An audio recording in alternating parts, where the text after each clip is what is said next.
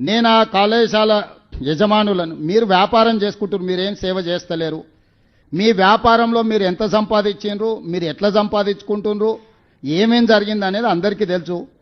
రాజకీయ ప్రేరితమైన స్టేట్మెంట్లు అధికారులను తిట్టడంతో మీకేం ఫీజు రియంబర్స్మెంట్ రాదు.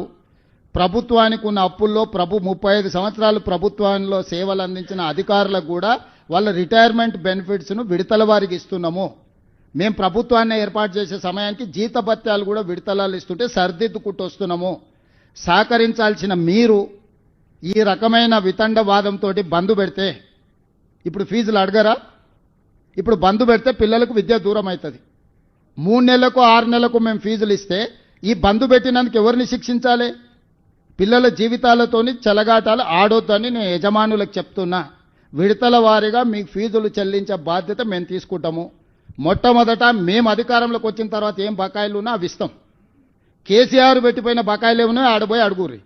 ఉన్నవే 3,600 కోట్ల బకాయిలు అంటే 6,000 ఇయ్యండి 5,000 ఇయ్యండి అని ఉపన్యాసాలు ఇస్తుండు. ఉపన్యాసాలు ఇచ్చటాయని చూసిన 12 కాలేజీలు పర్మిషన్ ఇవ్వమని వచ్చి పైరేకి వచ్చిండు, ఇయ్యలే. ఇంకొక 2 ఆఫ్ క్యాంపస్, ఆయనది ఉండేది మహబూబ్నగర్లో, ఆఫ్ క్యాంపస్ హైదరాబాద్లో నాకు క్యాంపస్ ఇవ్వమని వచ్చిండు, ఇయ్యలే. ఇవన్నీ రూల్కి వ్యతిరేకం. అవి ఇయ్యలేదు కాబట్టి తీట పెట్టుకొని ఇట్లాంటి వేషాలు వేస్తున్నారు. పిల్లల్ని వెనక్కి తిప్పితే ఏమవుతుందో నాకు తెలుసు, వెనక్కి ఎట్లా తిప్పొచ్చు. నేనేందంటే ప్రభుత్వాన్ని నడుపుతున్నా కాబట్టి ఆ ప్రయత్నం చేస్తలేను. పిల్లల చదువులకు ఆటంకం కలిగిస్తే యజమానులైనా ఉండొచ్చు, రాజకీయ పార్టీలైనా ఉండొచ్చు, ఎవరైనా